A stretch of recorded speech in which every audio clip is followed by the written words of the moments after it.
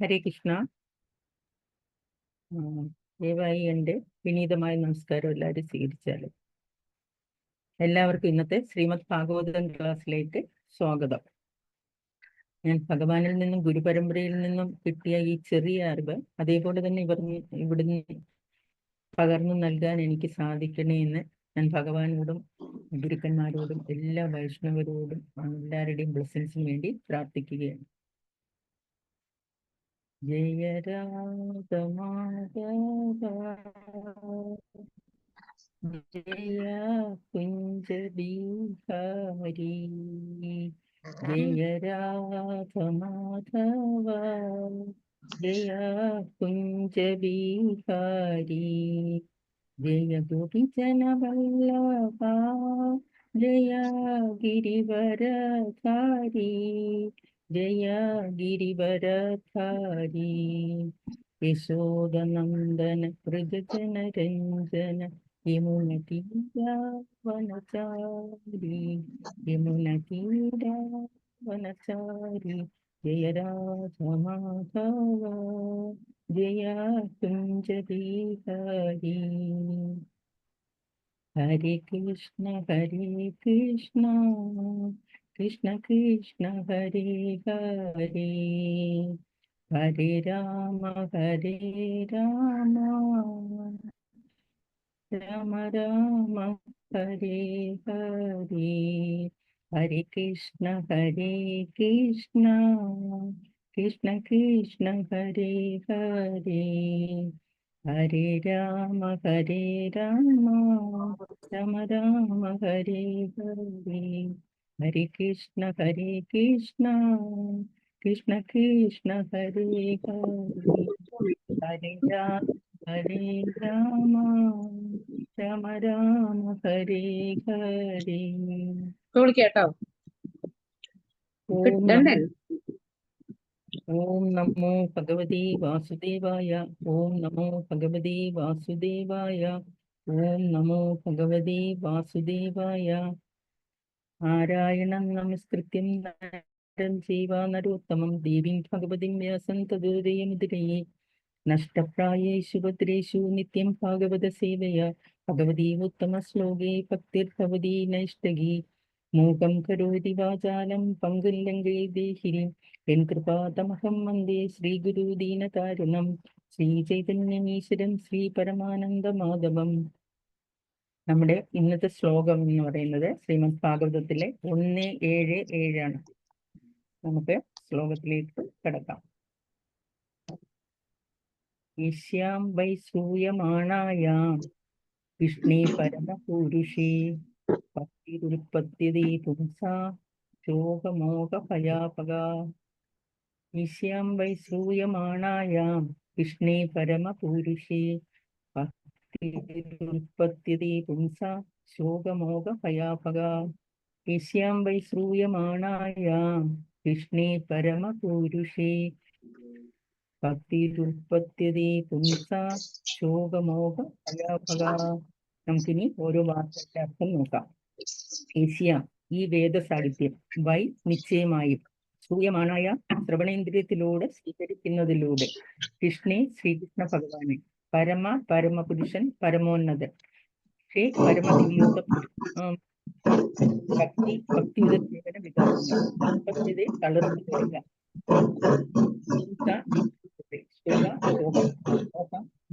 അല്ലെങ്കിൽ ഭയം നശിപ്പിക്കുന്നത്. ഭക്തിവേദാന്ത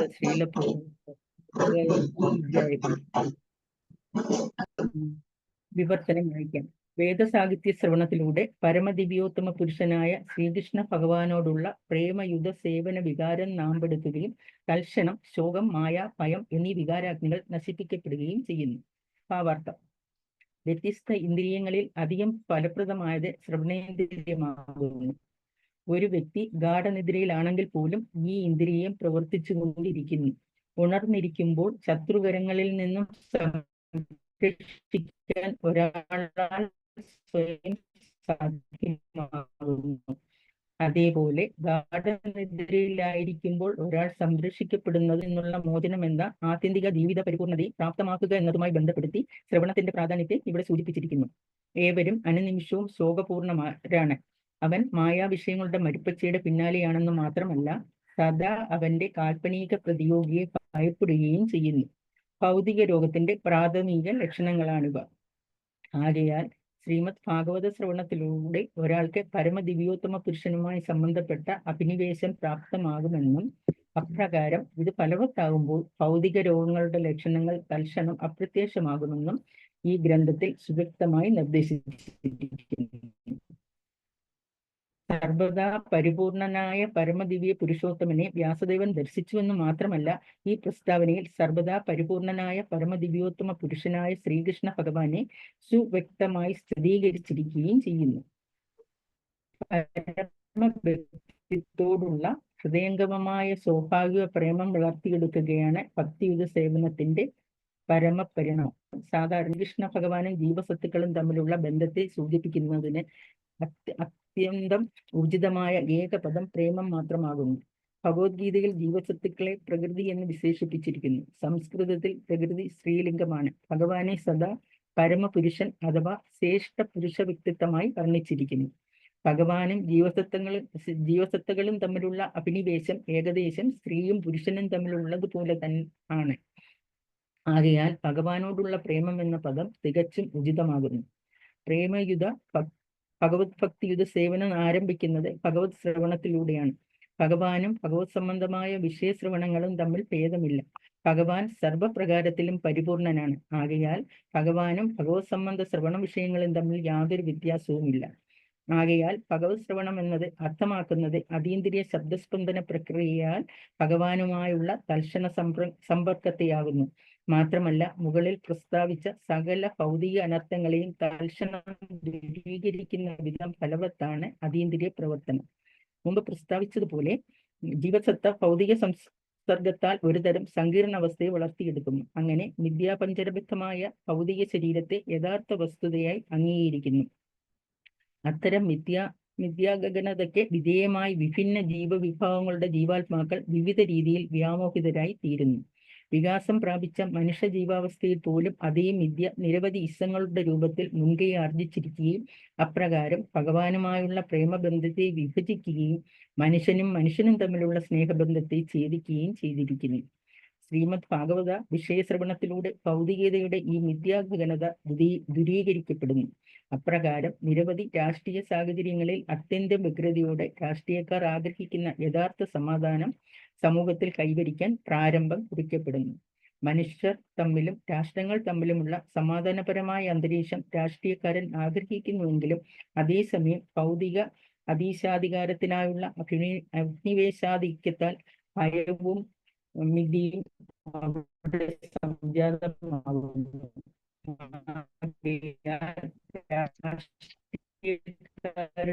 സമാധാന സമ്മേളനങ്ങൾ സമൂഹത്തിൽ സമാധാന അന്തരീക്ഷം സൃഷ്ടിക്കാൻ പര്യാപ്തമല്ല. അതിൽ പരാമർശിക്കുന്ന പരമദിവ്യോത്തമ പുരുഷനായ ശ്രീകൃഷ്ണനെ സംബന്ധ ശ്രദ്ധാവിഷയ വർണ്ണനകളെ ശ്രദ്ധിക്കുകയാണ് ഏക പോംവഴി. സമാധാനം എന്ന മുദ്രാവാക്യവുമായി 100,000 വർഷങ്ങൾ സമ്മേളനങ്ങൾ സംഘടിപ്പിച്ച് മുന്നേറുന്ന വിഡ്ഢികളായ രാഷ്ട്രീയക്കാർ വിജയം പ്രാപ്തമാകുന്നതിൽ പരാജയപ്പെടുന്നു. ഭഗവാനുമായുള്ള നമ്മുടെ നഷ്ടബന്ധം പുനഃസ്ഥാപിക്കുന്ന അവസ്ഥയിൽ നാം എത്തിച്ചേരും വരെ സ്വയം ശരീരമാണെന്ന് ധരിക്കുന്ന വിദ്യ പ്രബലമായി തന്നെ ഇരിക്കുന്നു. അപ്രകാരമാകയാൽ ഭയവും മുൻകൈ ആർജിക്കുന്നു. പരമദിവ്യോത്തമ പുരുഷൻ ശ്രീകൃഷ്ണനാണെന്നുള്ള വാസ്തവ ദൃഷ്ടാന്തത്തിന് ധർമ്മശാസ്ത്രത്തിൽ സഹസ്ര തെളിവുകളുണ്ട്. മാത്രമല്ല, വൃന്ദാവന, നവദ്വീപ്, പുരി തുടങ്ങിയ നിരവധി സ്ഥലങ്ങളിലുള്ള ഭക്തന്മാരുടെ സ്വന്തം അനുഭവങ്ങളിലും ഇത്തരം അനേകം തെളിവുകളുണ്ട്. കൗമുദി നിഘണ്ടുവിൽ പോലും കൃഷ്ണന്റെ പര്യായമായി യശോദാപുത്രൻ എന്നും പരമദിവ്യോത്തമ പുരുഷനായ പരബ്രഹ്മമെന്നൊക്കെയാണ് കൊടുത്തിരിക്കുന്നത്. നിർണയം എന്തെന്നാൽ, ശ്രീമദ് ഭാഗവത വേദ സാഹിത്യ ശ്രവണം എന്ന ലഘു പ്രക്രിയയിലൂടെ പരമദിവ്യോത്തമ പുരുഷനായ ശ്രീകൃഷ്ണ ഭഗവാനുമായി നേരിട്ട് ബന്ധപ്പെടാൻ ഒരാൾക്ക് സാധ്യമാകുന്നു. അതിന്റെ ഫലമായി പ്രാപഞ്ചിക ക്ലേശങ്ങൾ, മായ, ഭയം എന്നിവയെ അധികരിച്ച് ജീവിതത്തിന്റെ നിയമമായ പൂർണ്ണതയെ ഒരാൾ പ്രാപിക്കുന്നു. ശ്രീമദ് ഭാഗവത പാരായണങ്ങൾ വിനയപൂർവ്വം ശ്രമിക്കുന്ന ഒരാളെ സംബന്ധിച്ച പ്രായോഗിക പരിശോധനകളാണ് ഇവിടെ. ഓം അജ്ഞാനതിമിരാന്തസ്യ ജ്ഞാനാഞ്ജനാശലാകയ ചക്ഷുരുന്മീലിനം യേന തസ്മൈ ശ്രീ ഗുരുവേ നമഃ. ശ്രീ ചൈതന്യ മനോഭിഷ്ടം സ്ഥാപിതം യേന ഭൂതലേ സ്വയം രൂപകഥാമാഖ്യം ദദാതി സൗപാന്തികം. വന്ദേഹം ശ്രീഗുരു ശ്രീയുതപദകമലം ശ്രീഗുരുൻ വൈഷ്ണവം ച ശ്രീരൂപം സാഗ്രജാതം സഹഗണ രഘുനാഥാന്യത്യം തം സജീവം സാദൈതം സവദൂതം പരിജനസഹിതം കൃഷ്ണ ചൈതന്യദീപം ശ്രീരാധാകൃഷ്ണപാദാൻ സഹഗണ ലളിതാ ശ്രീ വിശാഖാന്വിത. ഹേ കൃഷ്ണ കരുണാ സിന്ധു ദീനബന്ധു ജഗൽപതി ഗോപേശ ഗോപിക കാന്ത രാധാകാന്ത നമസ്തുതി. തപ്ത കാഞ്ചന ഗൗരാംഗീ രാധേ വൃന്ദാവനീശ്വരി വൃഷഭാനുസുതേ ദേവി പ്രണമാമി ഹരിപ്രിയേ. വാഞ്ചാകൽപതരൂപിച്ച കൃപാ സിന്ധുഭ്യേവ പതിതാനാം പാവനേഭ്യോ വൈഷ്ണവേഭ്യോ നമോ നമഃ. നമോ ഓം വിഷ്ണുപാദായ കൃഷ്ണപേഷ്ഠായ ഭൂതലേ ശ്രീമതി ഭക്തിവേദാന്ത സ്വാമി ഇതി നാമിനി. നമസ്തേ സരസ്വതീ ദേവി ഗൗരവാണി പ്രചാരിണി നിർവിശേഷ ശൂന്യവാദി പാശ്ചാത്യദേശധാരിണി. ജയ ശ്രീ കൃഷ്ണ ചൈതന്യ പ്രഭു നിത്യാനന്ദ ശ്രീ അദ്വൈത ഗദാധര ശ്രീവാസാദി ഗൗരഭക്തവൃന്ദ. ഹരേ കൃഷ്ണ കൃഷ്ണ കൃഷ്ണ ഹരേ ഹരേ, ഹരേ രാമ രാമ രാമ ഹരേ ഹരേ. നമുക്ക് ഹരേ കൃഷ്ണ. നമുക്ക് ഈ ശ്ലോകത്തിന്റെ വിവർത്തനം ഒന്നുകൂടി വായിക്കാം. വേദസാഹിത്യ ശ്രവണത്തിലൂടെ പരമദിവ്യോത്തമ പുരുഷനായ ശ്രീകൃഷ്ണ ഭഗവാനോടുള്ള പ്രേമയുധ സേവന വികാരം നാം പെടുക്കുകയും തൽക്ഷണം ശോകം, മായ, ഭയം എന്നീ വികാരാഗ്നികൾ നശിപ്പിക്കപ്പെടുകയും ചെയ്യുമെന്നാണ് ഇവിടെ പറഞ്ഞിരിക്കുന്നത്. നമ്മുടെ ഇന്നത്തെ ശ്ലോകം വളരെ വളരെ പ്രാധാന്യമർഹിക്കുന്ന ഒന്നാണ്. ശ്രീമദ് ഭാഗവതത്തിലെ എല്ലാ ശ്ലോകങ്ങളും വളരെ പ്രാധാന്യമുള്ളതാണെന്ന് നമുക്കറിയാം. പക്ഷേ എന്നിരുന്നാലും ഈ ശ്ലോകം നമ്മുടെ ശ്രീല പ്രഭുപാദരും മറ്റനേകം സീനിയർ ആചാര്യന്മാരും അവരവരുടെ ലെക്ചറിലും ക്ലാസ്സുകളിലുമൊക്കെ കോട്ട് ചെയ്യാറുള്ള ഒരു ശ്ലോകമാണ്. നമുക്കറിയാം 7ാമത്തെ അധ്യായം പ്രതിപാദിക്കുന്നത് അശ്വത്ഥാമാവ് ശിക്ഷിക്കപ്പെടുന്നു പ്രതിപാദിക്കുന്നത് അശ്വത്ഥാമാവ് ശിക്ഷിക്കപ്പെടുന്നുള്ള ആ വിഷയ സംബന്ധമായിട്ടാണ്. കഴിഞ്ഞ അധ്യായം, അതായത് 6ാം അധ്യായത്തിൽ നമ്മൾ കണ്ടത് നാരദമുനിയും വ്യാസദേവനും തമ്മിലുള്ള സംഭാഷണങ്ങളാണ്.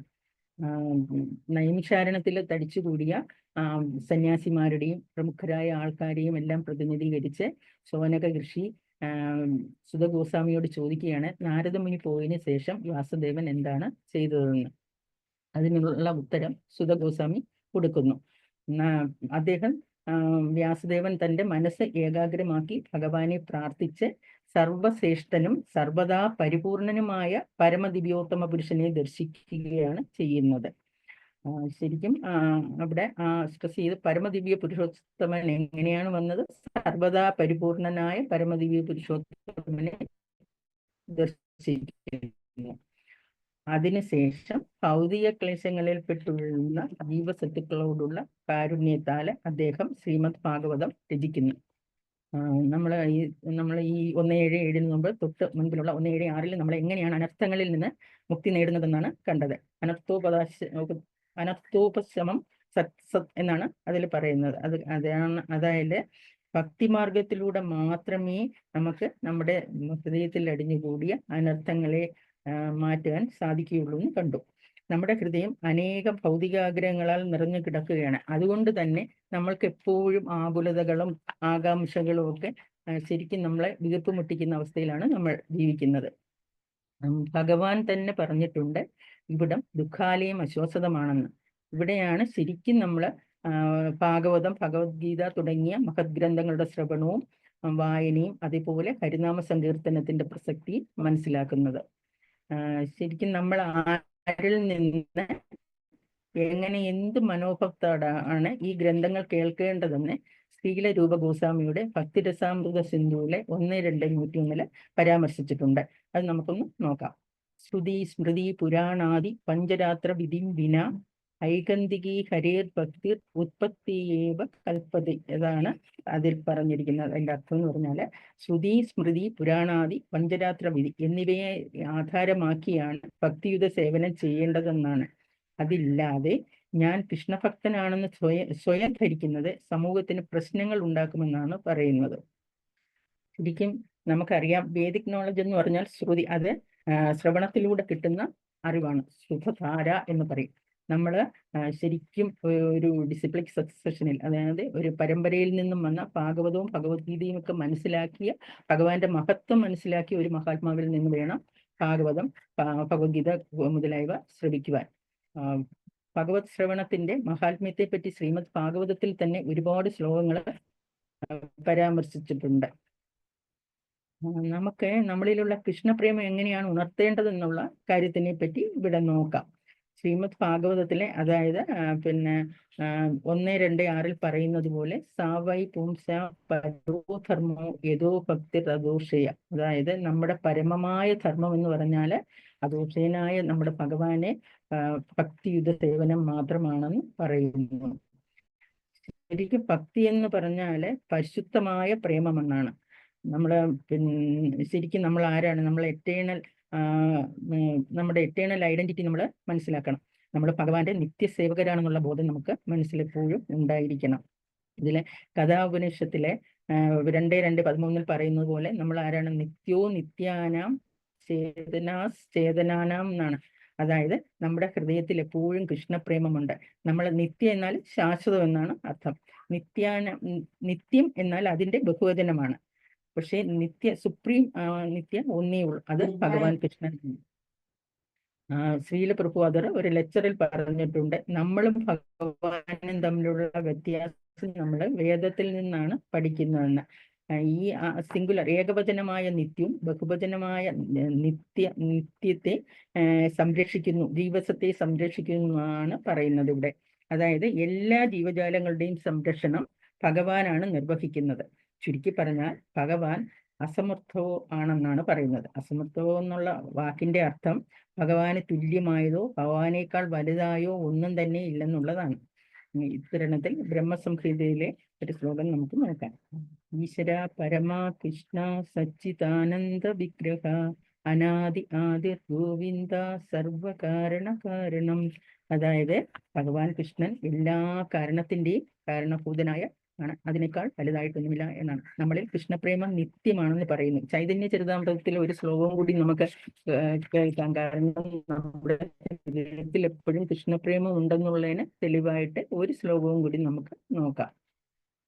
നിത്യസിദ്ധ കൃഷ്ണ പ്രേമ സാധ്യ കപുനയ ശ്രവണാദി ശുദ്ധ ചിത്തി. പരിശുദ്ധ ഭക്തി എല്ലാവരുടെയും ഹൃദയത്തിലുണ്ട്. അത് പുറത്തുനിന്ന് പഠിക്കേണ്ട ഒന്നല്ല. എപ്പോഴാണ് നമ്മൾ കേൾക്കുകയും ജപിക്കുകയും ചെയ്ത് നമ്മുടെ ഹൃദയം പരിശുദ്ധമാക്കുന്നത്, അപ്പോൾ ആ സ്നേഹം സ്വാഭാവികമായിട്ട് ഉണർത്തപ്പെടുമെന്നാണ് അതിൽ പറഞ്ഞിരിക്കുന്നത്. നമ്മുടെ മനസ്സ് ശുദ്ധീകരിക്കാനുള്ള പ്രക്രിയകളാണ് ശ്രീമദ് ഭാഗവതം, ഭഗവത്ഗീത തുടങ്ങിയ പുണ്യഗ്രന്ഥങ്ങളുടെ പാരായണവും ശ്രവണവും. അതുപോലെ തന്നെ ഹരേ കൃഷ്ണ മഹാമന്ത്രവും. ഭാഗവതത്തിലെ 1-2-16 പറഞ്ഞിരിക്കുന്നത് ശുശ്രൂഷോ ശ്രദ്ധദാനസ്യ വാസുദേവ കഥാരുചി സ്യാൻ മഹത്വ സേവയാ വിപ്ര പുണ്യതീർത്ഥ നിസേവൻ എന്നാണ്. അതായത് ഭഗവത് ശ്രവണത്തിലുള്ള ശരിയായ ആസക്തി ഉണ്ടാകണമെങ്കിൽ നമ്മൾ ശുദ്ധഭക്തന്മാരെ സേവിക്കണമെന്നാണ്. നമ്മൾക്ക് അറിയാം ഭഗവാൻ ഏറ്റവും പ്രിയപ്പെട്ടത് ഭഗവത് ഭക്തന്മാരുടെ സേവനമാണെന്നുള്ള കാര്യം. അത് ഭഗവാൻ തന്നെ പറഞ്ഞിട്ടുണ്ട്. നമ്മൾ ഭഗവാനെ സ്നേഹിക്കുന്നത് പോലെ ഭഗവാന്റെ ശുദ്ധഭക്തന്മാരെയും അതേപോലെ തന്നെ നമ്മൾ സ്നേഹിക്കുകയും സേവിക്കുകയും വേണം. അത് 1-2-7 പറയുന്നതാണെങ്കിൽ ശ്രവണം സ്വകഥാകൃഷ്ണ എന്ന് തുടങ്ങുന്ന ആ ശ്ലോകത്തിൽ പറയുന്നത് നമ്മുടെ എല്ലാ ഹൃദയത്തിൽ പരമാത്മാവായി വസിക്കുന്ന ഭഗവാൻ. അത് നമുക്കറിയാം. ഭഗവത്ഗീത 18:61 പറഞ്ഞിട്ടുണ്ട്, ഈശ്വര സർവഭൂതാനാം ഹൃദയ ദേശി അർജുന തിഷ്ഠതി എന്ന് പറഞ്ഞിട്ടുണ്ട്. അതുപോലെ നമ്മുടെ ഹൃദയത്തിൽ വസിക്കുന്ന പരമാത്മാവിന്റെ നിർദ്ദേശങ്ങൾ കേൾക്കുകയാണെങ്കിൽ ഹൃദയത്തിലെ ഭൗതിക ആസക്തികളെ എല്ലാം മാറ്റി അവിടെ ശുദ്ധമായി പരമദിവ്യ പുരുഷോത്തമമായുള്ള പ്രേമം ഉണ്ടാകുകയും ചെയ്യുമെന്നാണ് പറഞ്ഞിരിക്കുന്നത്. നമുക്ക് ഇന്നത്തെ ശ്ലോകത്തിലെ സൂയമാണായാം എന്ന വാക്ക് നോക്കാം. ശരിയായ രീതിയിൽ ഭാഗവതം ശ്രവിക്കണമെന്നാണ് ഇവിടെ വിവക്ഷിക്കുന്നത്. അതായത് ശ്രീമദ് ഭാഗവതം കേട്ട് കഴിയുമ്പോൾ, ശ്രദ്ധയോടെ കേട്ട് കഴിയുമ്പോൾ നമ്മുടെ ഹൃദയത്തിൽ ഭഗവത് ഭക്തി ഉണ്ടാകണമെന്നാണ് ഉദ്ദേശിക്കുന്നത്. ഈ ശ്രീല പ്രഭുപാദരെ ശ്രീമദ് ഭാഗവതത്തിന്റെ 2:4-5 വിവർത്തനത്തിൽ പറയുന്നത്, വിശക്കുന്നവന് ആഹാരം കൊടുത്താൽ അവന്റെ വിശപ്പ് മാറി സന്തോഷവാനാകുമെന്നാണ്. പിന്നീട് ആഹാരം കഴിച്ചോ എന്ന് ചോദിക്കേണ്ടതില്ലെന്നാണ്. നമ്മൾ ശരിയായിട്ടാണോ ഭാഗവതം ശ്രവിക്കുന്നത് എന്നുള്ളതിന്റെ പരീക്ഷയും അതാണെന്ന് അദ്ദേഹം പറയുന്നു. അതായത് ഭാഗവത ശ്രവണത്തിലൂടെ ഒരാൾക്ക് ആത്മസാക്ഷാത്കാരം കിട്ടുന്നു. ഭഗവാനെയും ഭഗവാൻ ഭക്തരുടെയും പറ്റി നമ്മൾ കൂടുതൽ അറിയാൻ ശ്രമിക്കുന്നു. അതോ ബ്രഹ്മജിജ്ഞാസ, അത് നമ്മുടെ ഹൃദയത്തിലെ ആഴത്തിൽ പ്രവർത്തിക്കുന്നു. ഭഗവാനുമായിട്ട് നമുക്ക് നേരിട്ട് കണക്ഷൻ, അതായത് ഒരു ബന്ധമുണ്ടാകുന്നു എന്നാണ് പറയുന്നത്. ഇതിനെല്ലാം നമുക്ക് ഒരു കാര്യവും കൂടെ വേണം. എന്താണ് അത്? ഭഗവാന്റെ കാരുണ്യം. അതുണ്ടായാൽ മാത്രമേ നമുക്ക് ഭാഗവതവും ഇതുമെല്ലാം നല്ലതായിട്ട് ആസ്വദിക്കാൻ, നമ്മുടെ ഹൃദയത്തിലെ മാലിന്യങ്ങളൊക്കെ മാറ്റി നമ്മുടെ ഹൃദയം പരിശുദ്ധമാകാൻ സാധിക്കുകയുള്ളൂ. അതുപോലെ ഈ ശ്ലോകത്തിലെ തന്നെ, ഈ ശ്ലോകത്തിലെ പറഞ്ഞിരിക്കുന്ന ശോക, മോഹ, ഭയ എന്നീ വികാരങ്ങൾ നമ്മുടെ എല്ലാം മനസ്സിൽ സ്ഥിരമായി വേരൂന്നിരിക്കുന്ന വികാരങ്ങളാണ്. ശരിക്കും ഭൗതികയുടെ സഹവാസം കൊണ്ട് ജീവാത്മാക്കളുടെ മനസ്സ് സങ്കീർണ അവസ്ഥയിലാണെന്നാണ് ഇതിന്റെ പർപ്പോട്ടൽ പറഞ്ഞിരിക്കുന്നത്. ഇത് നമ്മൾ ശരീരമാണെന്നുള്ള ബോധം നമ്മളിൽ ഉറപ്പിക്കുന്നു എന്ന് പറയുന്നു. നമ്മൾ എപ്പോഴും ബോഡിലി കോൺഷ്യസ് വെച്ചാണ് ചിന്തിച്ചു തുടങ്ങുന്നത്. ശരിക്കും ഇത് മോഹം എന്ന് പറയുന്നത് ശരിക്കും വർത്തമാന കാലത്തില് സംഭവിക്കുന്ന കാര്യങ്ങളാണ്. നമ്മൾ ചിന്തിച്ചു തുടങ്ങുന്നു, ഞാൻ ആരാണ്, ഞാൻ എന്തോ വലിയ സംഭവമാണെന്നൊക്കെ നമ്മൾ ചിന്തിച്ചു തുടങ്ങും. അപ്പോൾ നമ്മുടെ മനസ്സിലെ ഫാൾസ് ഈഗോയും പ്രൈഡും നിറയുന്നു. നമ്മൾ ശരിക്കും ഭഗവാന്റെ നിത്യദാസനാണ്, ഭഗവാനെയും ഭഗവത് ഭക്തരെയും സേവിക്കുകയാണ് നമ്മുടെ ധർമ്മമെന്ന് മനസ്സിലാക്കിയാൽ മാത്രമേ മനസ്സിൽ നിന്ന് ഈ അഹങ്കാരവും നമ്മുടെ ഫാൾസ് പ്രൈഡും എല്ലാം മാറി കിട്ടുകയുള്ളൂ. നമ്മള് ഇലൂഷനിലായി പോയി. ശരിക്കും നമ്മൾ ഭഗവാനിൽ നിന്ന് വേറിട്ട് ചിന്തിച്ചു തുടങ്ങുകയും ചെയ്യുന്നു. അടുത്തത് നമ്മുടെ കഴിഞ്ഞ കാര്യം, പാസ്റ്റാണ്. നമ്മുടെ ജീവിതത്തിലെ ലാഭനഷ്ടങ്ങൾ നമ്മൾ എപ്പോഴും വിലയിരുത്തുന്നു. നഷ്ടം വരുമ്പോൾ നമുക്ക് ശോകമുണ്ടാകുന്നു. എല്ലാം താൽക്കാലികമാണെന്ന് നമ്മൾ മനസ്സിലാക്കുന്നില്ല. ഭഗവത്ഗീതയിൽ ഭഗവാൻ പറഞ്ഞിട്ടുണ്ട് 2:14 മാത്ര കൗന്ദേയ ശീതോഷ്ണ സുഖദുഃഖതാണ്. അതുപോലെ ഒരാൾ സന്തോഷവും ദുഃഖവും എല്ലാം ഒരേപോലെ കാണാൻ പഠിക്കണം. അടുത്ത ഭയമാണ്. ഭയം എന്ന വികാരം എല്ലാ ജീവജാലങ്ങൾക്കും ഉണ്ട്. ഒരു കിളിക്കുഞ്ഞിന് പോലും ഉണ്ട്. ഭാവിയെ പറ്റിയുള്ള ഉത്കണ്ഠയാണ് നമ്മുടെ ഭയത്തിന് ഏറ്റവും വലിയ കാരണം. അതുപോലെ തന്നെ നമ്മൾ മരണത്തെയും ഭയക്കുന്നു. ഈ അവസരത്തിൽ നമ്മൾ പരീക്ഷിത് മഹാരാജാവിന്റെ രണ്ടാമത്തെ ക്വസ്റ്റ്യൻ, അത് രണ്ടാമത്തെ ചോദ്യം, സുഖദേവ് ഗോസ്വാമിയോട് ചോദിക്കുന്ന ആ ചോദ്യം നമ്മൾക്ക് ഓർക്കാൻ പറ്റും. അതായത് അദ്ദേഹം ചോദിക്കുന്നത്, ഒരു വ്യക്തിയുടെ ഈ ജീവാത്മാവിന്റെ ആത്യന്തികമായ, പ്രത്യേകിച്ച് അയാളുടെ മരണസമയത്ത് എന്താണ് അദ്ദേഹത്തിന്റെ കടമ എന്നാണ് ചോദിക്കുന്നത്. ജീവാത്മാവിന്റെ കടമ എന്താണെന്നാണ് ചോദിക്കുന്നത്.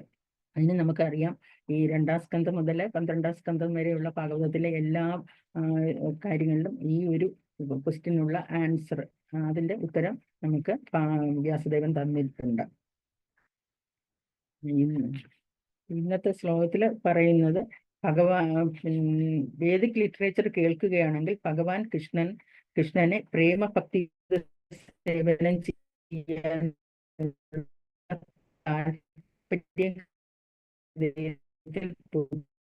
മുളയ്ക്കുകയും അത് ഹൃദയത്തിലെ ശോക, മോഹ, ഭയ തുടങ്ങിയ വിവരങ്ങൾ ശമിപ്പിക്കുകയും ഭഗവാൻ പരമപുരുഷനാണ്. നമ്മൾ ജീവാത്മാക്കൾ പ്രകൃതിയുമാണ്. നമുക്ക് ഭഗവാനോടുള്ള പ്രേമഭക്തി ദൃഢമാകുവാൻ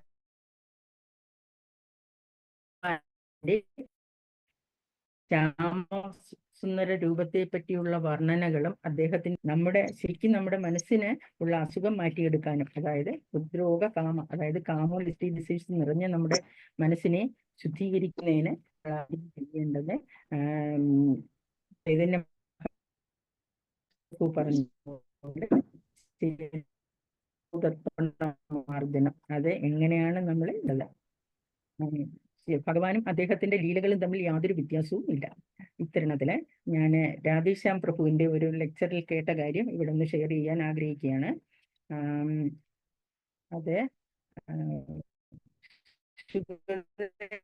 ഗോസ്വാമിയെ പറ്റിയുള്ള ഒരു കാര്യമാണ്. ഭഗവാന്റെ അതീവ സുന്ദരമായ രൂപവും പരിശുദ്ധമായ ദയയും എങ്ങനെയാണ് ഒരു പരമഭക്തനെ, അതായത് സുഖദേവ ഗോസ്വാമിയെ പോലെ ഒരു സെൽഫ് റിലേറ്റഡ് ആയിട്ടുള്ള ആളിനെ പോലും എങ്ങനെയാണ് സ്വാധീനിക്കുന്നതെന്ന് നമുക്ക് ഇവിടെ കേൾക്കാൻ പറ്റും.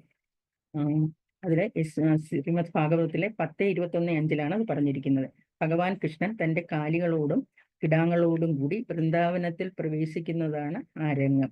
അത് ശരിക്കും ഈ ശ്ലോകം എടുത്തിരിക്കുന്നത് വേണുഗീതത്തിൽ നിന്ന് ആണ്. അത് ആലപിച്ചിരിക്കുന്നത് നമ്മുടെ ഗോപികമാർ പാടുന്ന ഒരു ഗീതമാണിത്. ഗർഭാപീഠം നടവരബഹു കന്നികാരം ൃദ്വര കനകകവീശം വൈജയന്തിം ചമാലം രന്ധ്രാൻ വേണു അധരസുതയാ പുരയം ഗോപവൃന്ദേ വൃന്ദാരണ്യം സ്വപാദരമണം പ്രവിശത് ഗീത മയിൽപ്പീലി ചൂടി ചെവിയിൽ നീല കർണികാര പുഷ്പങ്ങൾ അണിഞ്ഞ് വസ്ത്രം സ്വർണത്തെ പോലെ തിളങ്ങി വൈജയന്തിമാല കഴുത്തിൽ ചൂടി ഏറ്റവും മെച്ചപ്പെട്ട ഒരു ഡാൻസറിനെ പോലെ തന്റെ അതീന്ദ്രിയ രൂപത്തോടെ ഭഗവാൻ വൃന്ദാവനത്തിൽ പ്രവേശിക്കുന്നു എന്നാണ്. തന്റെ കാൽപാദങ്ങളാൽ അവിടെ അദ്ദേഹം അലങ്കരിക്കുന്നു. ഓടക്കുഴൽ ചുണ്ടിൽ വെച്ച് അമൃതവർഷം ചൊരിയുന്നു. ഗോപപാലകർ അദ്ദേഹത്തിന്റെ സ്തുതികൾ ചൊല്ലുന്നു. ഇനി അടുത്ത 2 ശ്ലോകങ്ങളാണ്. അതിൽ ഒരു ശ്ലോകവും കൂടെ ഉണ്ട്, അതും കൂടെ നോക്കാം. അത് വിതുരർ ഉദ്ധവരോട് ഭഗവാൻ ശ്രീകൃഷ്ണന്റെ തിരോധാനത്തിന് ശേഷം ഭഗവാനെ പറ്റി ചോദിക്കുമ്പോൾ തന്റെ ഭഗവാന്റെ ബാല്യകാലത്തിൽ എല്ലാം ഒപ്പം ഉണ്ടായിരുന്ന ഉദ്ധവർ അതിന് മറുപടി കൊടുക്കുന്ന ഒരു ശ്ലോകമാണ്. അഹോബകീയം സ്തനകാലകൂടം വിഭഗം സ്വയപയത് അഭി അശ്വതി ലഭ്യേകദീം ധാതൃവിജിതം തതോന്യം കാംനദയാലും ശരണം പ്രജേമ. അത് തന്നെ കൊല്ലാൻ വന്ന ഒരു അസുരനെ സ്വന്തം മാതാവിന്റെ സ്ഥാനം നൽകി കാരുണ്യവാനായ ഭഗവാനെ അല്ലാതെ ഞാൻ ആരെയാണ് അഭയം ഭ്രമിക്കുന്നതെന്ന് ഉദ്ധവര് ചോദിക്കുകയാണ്. അതീവ മനോഹരങ്ങളായ ഈ 2 ശ്ലോകങ്ങൾ ശ്രവിക്കുമ്പോൾ നമ്മുടെ മനസ്സിലും ഈ രംഗങ്ങൾ ശരിക്കും വിഷ്വലൈസ് ചെയ്യപ്പെടുകയാണ്, ശരിക്കും പിക്ചറൈസ് ചെയ്യപ്പെടുകയാണ്. അദ്ദേഹത്തിന്റെ അതിമനോഹരമായ ശ്യാമസുന്ദര രൂപവും അതീവതയും നമ്മൾക്കും അനുഭവവേദ്യങ്ങളായി തീരുകയാണ് ചെയ്യുന്നത്. ഭഗവാനേക്കാൾ വലിയ സത്യമൊന്നുമില്ലെന്ന് ഉള്ള കാര്യം നമുക്കറിയാം. അത് ഭഗവാൻ അർജുനനോട് നേരിട്ട് പറയുന്നുമുണ്ട്. മത്തപരതരം ജ്ഞാന കിഞ്ചിത് ആസ്തി ധനഞ്ജയ എന്നാണ്. നമ്മള് ഭഗവാനെ പറ്റി എപ്പോഴും കീർത്തിക്കുക. ഈ കലികാലത്തിലെ കീർത്തനത്തേവ കൃഷ്ണസ്യ മുക്തസംഗ എന്നാണ് പറയുന്നത്. നമ്മുടെ കലികാലത്തിലെ ഏറ്റവും ഭാഗ്യമായി അത് പറയുന്നു. കാരണം ഭഗവാനെ കീർത്തിച്ചാൽ മാത്രം മതി നമ്മൾ ലിബറേറ്റഡ് ആകുമെന്നാണ് പറയുന്നത്. അതുപോലെ തന്നെ ശ്രീല പ്രഭുപാദർ ഒരു ശ്ലോകത്തിന്റെ 1:5-11 ശ്രീമദ് ഭാഗവതത്തിൽ തന്നെ ഒരു ശ്ലോകത്തിലെ 1:5-11 പറഞ്ഞിരിക്കുന്നത് 2 രാജ്യങ്ങൾ തമ്മിൽ യുദ്ധം നടത്താൻ ചെറിയ ഒരു കാരണം മതി. കലിയുഗത്തിന്റെ മലീമസമായ അന്തരീക്ഷവും അതിന് കാരണമാണ്. അതുകൊണ്ട് ശ്രീമദ് ഭാഗവതത്തിന്റെ മെസ്സേജ് ലോകമെമ്പാടും പ്രചരിപ്പിച്ചാൽ മാത്രമേ നന്മയും സമാധാനവും ലോകത്തിൽ ഉണ്ടാവുകയുള്ളൂ. ഈ ശ്ലോകത്തിന്റെ പർപ്പട്ടിലും ശ്രീല പ്രഭുപാദർ അത് തന്നെ ഊന്നി പറഞ്ഞിട്ടുണ്ട്. അതുപോലെ തന്നെ നമ്മുടെ ഇന്നത്തെ ശ്ലോകത്തിന്റെ പർപ്പൂട്ടിൽ ഒരു കാര്യം പറഞ്ഞിരിക്കുന്നുണ്ട്. അതായത് ശ്രീകൃഷ്ണ ഭഗവാനെ പരമദിവ്യ പുരുഷോത്തമനായി ചിത്രീകരിക്കുന്ന കാര്യം. അത് അനേകം ശ്ലോകങ്ങൾ നമ്മുടെ വിവിധ പുരാണങ്ങളിലും വേദങ്ങളിലും ഒക്കെ നമുക്ക് കാണാൻ കഴിയും. ഭഗവത്ഗീതയിൽ ഉടനീളം ഭഗവാൻ തന്നെ അത് സ്ഥിരീകരിച്ചിട്ടുണ്ട്. ഭാഗവതത്തിലെ ഒരു ശ്ലോകം നോക്കാം. 1:3-28 ഏതാചംസ കലാപുംസ കൃഷ്ണസ്തു ഭഗവാൻ സ്വയം എന്നുള്ള ആ ശ്ലോകം. ഈ ശ്ലോകത്തെ ജീവഗോസ്വാമി തന്റെ കൃഷ്ണസ്കന്ധ എന്ന ബുക്കിലെ ശ്രീമദ് ഭഗവത്ഗീതയുടെ പരിഭാഷാ സൂത്രം എന്നാണ് പറയുന്നത്. അതിനുള്ള താക്കോൽ എന്ന് പറഞ്ഞിരിക്കുന്നു. ഭാഗവതം മൊത്തം രസമാലയുമാണ്. ഭാഗവതം രസമാലയം നമ്മള് ശ്രീമദ് ഭാഗവതത്തിന്റെ തന്നെ. അപ്പോൾ ഓരോരുത്തരും ആസ്വദിക്കുന്നത് പല ലെവലിലായിരിക്കും. അത് അവരുടെ റിസീവിങ് കപ്പാസിറ്റി അനുസരിച്ചായിരിക്കും ഓരോരുത്തരും ആ ഭാഗവതം ആസ്വദിക്കുന്നത്. നമുക്ക് ഭഗവാനോട് പ്രാർത്ഥിക്കുകയാണ് വേണ്ടത്. ഭഗവാനെ എനിക്കത് നന്നായി മനസ്സിലാക്കി തരാനുള്ള ഇത് ഉണ്ടാകണേ എന്ന്. ഭഗവാന്റെ കാരുണ്യം ഉണ്ടെങ്കിൽ മാത്രമേ നമുക്ക് നെക്ടർ ആവോളം രചിക്കാൻ സാധിക്കുകയുള്ളൂ. ശ്രീമദ് ഭാഗവതം ശ്രവിക്കുന്നതും പാരായണം ചെയ്യുന്നതും കൂടാതെ ഈ കലിയുഗത്തിലെ ഭഗവത് ഭക്തിയുടെ ആസക്തി വർദ്ധിപ്പിച്ച് പരിശുദ്ധ ഭക്തിയുത സേവനങ്ങൾ നടത്തുന്നതിന് ചൈതന്യപ്രഭു വളരെ സുഗമമായ പദ്ധതികൾ നമുക്ക് നൽകിയിട്ടുണ്ട്. ചൈതന്യ ചരിതാമൃതത്തിലെ ആദിലീലയിൽ പറഞ്ഞിരിക്കുന്ന പോലെ ഹരേർ നാമ ഹരേർ നാമ ഹരേർ നാമ ഇവ കേവലം എന്നാണ് കലികാലത്തിലെ ഭഗവാൻ ശബ്ദരൂപത്തിലാണ് അവതരിച്ചിരിക്കുന്നത്. ശ്രീല പ്രഭുപാദർ പറയുന്നത് ഈ യുഗത്തിൽ ആ അതീന്ദ്രിയ ശബ്ദത്തെ ഭക്തിയോടെയും ശ്രദ്ധയോടെയും ജപിക്കുകയാണെങ്കിൽ അതാണ് ഏറ്റവും വലിയ തപസ്സും യജ്ഞവും എന്നാണ്. അതായത് കൃഷ്ണൻ എന്നുള്ള ശബ്ദവും കൃഷ്ണനും തമ്മിൽ യാതൊരു വ്യത്യാസവും ഇല്ല. ശ്രദ്ധയോടും അതീവ ശുദ്ധിയോടുകൂടി നമ്മൾ ഈ മന്ത്രം മഹാമന്ത്രം ജപിക്കുകയാണെങ്കിൽ നമുക്ക് ഭഗവാന്റെ സാന്നിധ്യം നമുക്ക് അനുഭവിക്കാൻ കഴിയുമെന്നാണ് പറയുന്നത്. നരോത്തമദാസ് ഠാക്കൂർ പറഞ്ഞിട്ടുണ്ട്, കൃഷ്ണന്റെ നാമങ്ങൾ ഗോലോകത്ത് നിന്ന് വന്നതാണെന്ന്. ഗോലോകേര പ്രേമദാന ഹരിനാമ സങ്കീർത്തനം എന്നാണ് അദ്ദേഹം പറഞ്ഞിരിക്കുന്നത്. ശ്രീമദ് ഭാഗവതത്തിലെ ഭഗവാനെ കീർത്തിക്കുന്ന ഒരു ശ്ലോകം കൂടെ നമുക്കിന്ന് നോക്കാം. അതായത് ശ്രീമദ് ഭാഗവതത്തിലെ 12:12-48 പറഞ്ഞിരിക്കുന്നു, സങ്കീർത്തയാമാനു ഭഗവാനനന്ദ സുധാനുഭാവോ വ്യാസനം പുംസ പ്രവിശ്യ ചിത്തം വിധിനോതി അശേഷം യഥാ തമോ ആർത്തോ അഭ്രം ഇവദേവത. ആരാണോ ശരിയായ രീതിയിൽ ഭഗവാനെ കീർത്തിക്കുന്നത്, ഭഗവാന്റെ ശക്തിയെപ്പറ്റി വെറുതെ കേൾക്കുന്നത്, അവരുടെ ഹൃദയത്തിൽ ഭഗവാൻ പേഴ്സണലായി തന്നെ പ്രവേശിച്ച് ദൗർഭാഗ്യത്തിന്റെ ചെറിയ കണിക പോലും തുടച്ചു മാറ്റുമെന്നാണ് പറഞ്ഞിരിക്കുന്നത്. ഇത് സൂര്യൻ ഇരുട്ടിനെ അകറ്റുന്നത് പോലെയും ശക്തമായ കാറ്റ് മേഘത്തെ നീക്കുന്നത് പോലെയുമാണെന്ന് പറഞ്ഞിട്ടുണ്ട്. നമുക്ക് ചൈതന്യ മഹാപ്രഭുവിന്റെ സങ്കീർത്തന യജ്ഞത്തിന്റെ മാർഗത്തിൽ അത് പ്രചരിപ്പിക്കാൻ വേണ്ടി ചൈതന്യ മഹാപ്രഭു പറഞ്ഞതുപോലെ യാരോദൊക്കെ കൃഷ്ണ കഥകൾ പറയാൻ പറഞ്ഞിട്ടുണ്ടല്ലോ, അതേപോലെ തന്നെ അതുപോലെ ശ്രീല പ്രഭുപാദരുടെ നിർദ്ദേശങ്ങൾ കേട്ട് ഓരോ പർപ്പോട്ടിലും ഇതിന്റെ എല്ലാം ഓരോ പർപ്പോട്ടിലും ശ്രീ പ്രഭുപാദർ നമുക്ക് നിർദ്ദേശങ്ങൾ തരികയാണ് ചെയ്യുന്നത്. എല്ലാം ഭഗവാനിൽ അർപ്പിച്ച് ഭഗവാനോടുകൂടി പ്രാർത്ഥിക്കുക. ഇത്തരുണത്തില് ഞാൻ എൻ്റെ ഗുരുമഹാരാജ് സംഘർഷൻദാസ് മഹാരാജിന്റെ ഒരു ബുക്കിലെ ഒരു പ്രാർത്ഥനയും കൂടി ഒന്ന് ഷെയർ ചെയ്യാൻ ആഗ്രഹിക്കുകയാണ്. ദ ഡിവൈൻ ലവ് മെമ്മോർ എന്ന പുസ്തകത്തിലെ അദ്ദേഹത്തിന്റെ ഒരു പ്രാർത്ഥനയാണ് ഇവിടെ ഞാൻ പറയാൻ ആഗ്രഹിക്കുന്നത്. God, please lead me. How I can be your perfect servant. I was confident that God would hear me and would soon mercifully reveal his will for me. അതായത് ഭഗവാനെ ദേവി ചെയ്ത് എനിക്ക് മാർഗനിർദ്ദേശങ്ങൾ നൽകിയാൽ ഞാൻ എങ്ങനെയാണ് എല്ലാം തികഞ്ഞ അവിടുത്തെ സേവകനാകുന്നത്? എനിക്ക് ഉറപ്പുണ്ട് ഭഗവാൻ എന്നെ കേൾക്കുകയും അതീവ കാരുണ്യത്തോടുകൂടി ഭഗവാൻ എന്താണ് എനിക്ക് ഉദ്ദേശിച്ചിരിക്കുന്നതെന്ന് വ്യക്തമാക്കി തരികയും ചെയ്യുമെന്ന്. നമ്മൾ നിത്യവും ഇതേപോലെ വിനയത്തോടെ പരിശുദ്ധ സ്നേഹത്തോടെ ഭഗവാനോട് അവിടുത്തെ നല്ല സേവകരാകാൻ വേണ്ടി പ്രാർത്ഥിക്കുകയാണ് വേണ്ടത്. ഇന്നത്തെ എൻ്റെ ഈ ശ്ലോകത്തിന്റെ റിയലൈസേഷൻ ഇവിടെ അവസാനിക്കുകയാണ്. ഹരേ കൃഷ്ണ. കമൻസ്, കറക്ഷന്, അഡീഷൻ എല്ലാം എല്ലാ ഭാഗത്തു നിന്നും ക്ഷണിക്കുകയാണ്.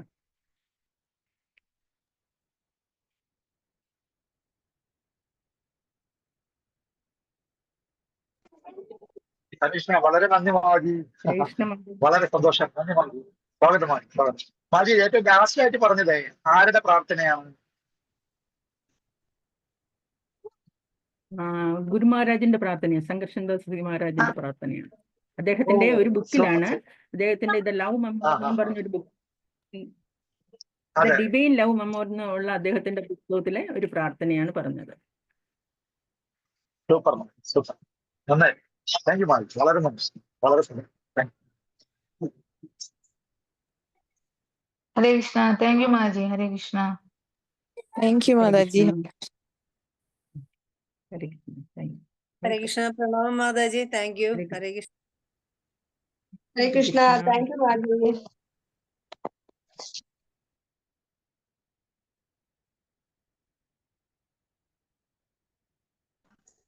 ഹരേ കൃഷ്ണ മാതാജി. താങ്ക് യു മാതാജി. ഹരേ കൃഷ്ണ. ഹരേ കൃഷ്ണ.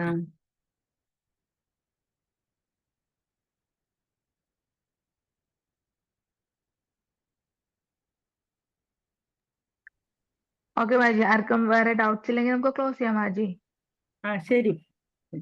ശരി മാതാജി. താങ്ക് യു മാതാജി. ഹരേ കൃഷ്ണ. വാഞ്ചാകൽപ്പതരൂപിച്യ ശ്രീബാഹുന്ദുഭ്യ പതിതാനാം പാവനേഭ്യോ വൈഷ്ണവേഭ്യോ വൈഷ്ണവേ നമോ നമഃ. ഗ്രന്ഥരാജ് ശ്രീമദ് ഭാഗവതം की जय. श्रील प्रभुपाद की जय. ഹരേ കൃഷ്ണ. ഓക്കെ മാജി, താങ്ക് യു മാജി. ഹരേ കൃഷ്ണ.